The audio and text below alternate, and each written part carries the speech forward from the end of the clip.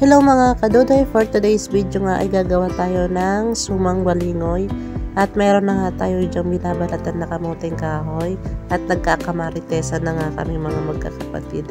Yan ay guys nabili namin sa palengke na kung saan 20 pesos ang kilo niyan at sa ngayon nga binabalatan namin pero yung iba talaga dyan nagkaroon ng itim-itim kaya kailangan namin tanggalin siguro dahil sa tagal na din ng kamuting kahoy or matagal nang na-harvest yan kaya nagkaganyan, nagkaitim-itim na at nabilag na din siguro yung iba dahil sa palengke nga yan nabili namin.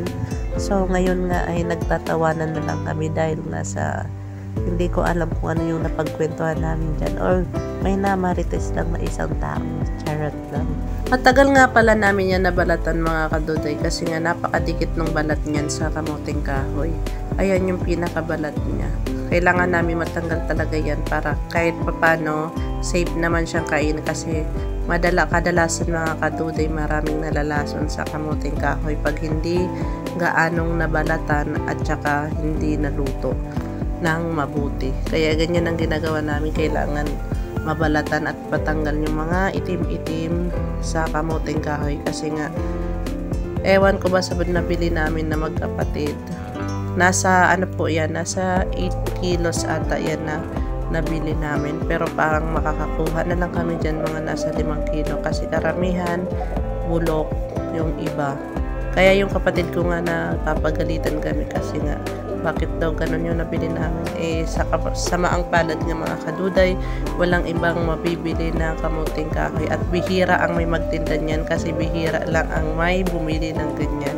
Hindi lahat talaga sa palengke meron yung ganyan. Kaya ito na nabalatan na namin at kailangan pa namin yang kudkudin at ito na nga yung kapatid ko mga kaduday nagkukudkud na.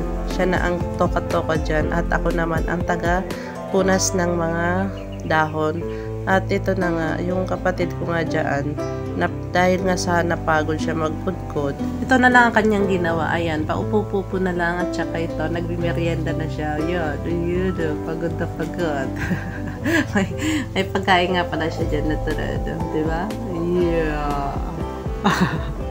At ito pa rin ako nagpupunas. Kailangan natin malinisan tong ating dahon kasi para pag nilagyan ng pinakakamuting kahoy, okay na. At ito na nga mga kaduday, nag-uumpisa na ako magbalot.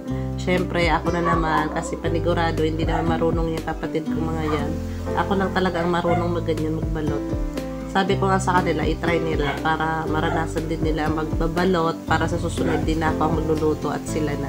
Meron nga pala yan mga kaduday buko, nilagyan ko, tsaka asukal.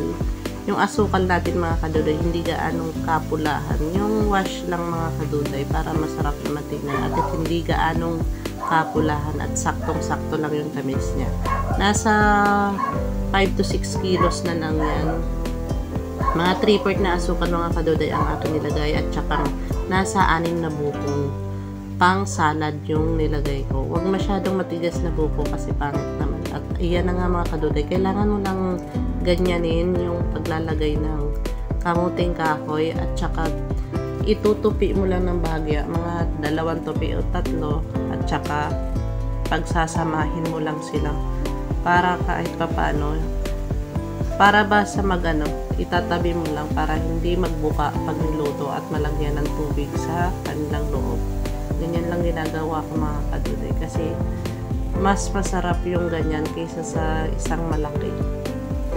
Ayan, itatali nyo lang yan mga kaduday at ganyan na yan. At okay na siya.